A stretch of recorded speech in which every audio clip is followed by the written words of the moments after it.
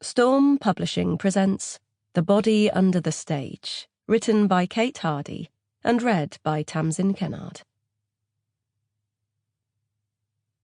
For Fee and Phil, here's to all the wonderful performances we've seen together since our student days.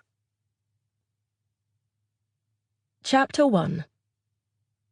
Irene Taylor didn't look like a murderer.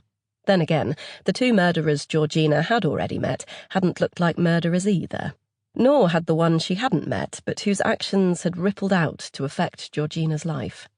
Irene sat in a high-backed easy-chair by the window overlooking the garden, a blanket over her lap, her hands in a soft muffler, and her fine white hair cropped short for easy management.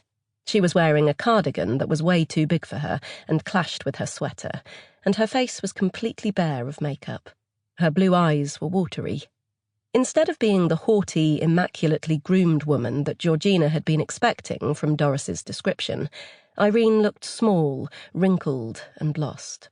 For a moment, Georgina thought of her own mother and felt a wave of pity for Irene. But then she thought of Doris, and her heart hardened again. This woman had got away with murder, or at the very least had caused a fatal accident and done nothing to help the victim, for half a century. She'd continue to get away with it too, because Georgina had no proof that would stand up in a court of law. There had been nobody to witness Irene Taylor pushing 10 weeks pregnant Doris Beecham down the stairs. At least nobody who could be heard by anyone other than Georgina through her hearing aids. The evidence was circumstantial, and even if Irene admitted the truth, she couldn't be tried in a court of law.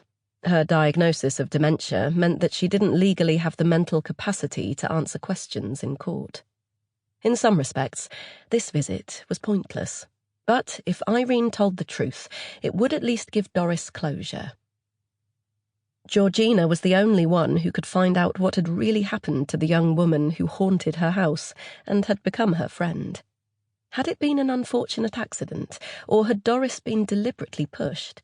And had Irene been the one to deliver the fatal shove, or had it been Trevor, the love of Doris's life and the father of her unborn baby, who now seemed to have disappeared?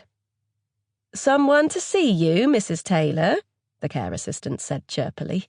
"And look, she's brought you some lovely bright flowers." Orange lilies.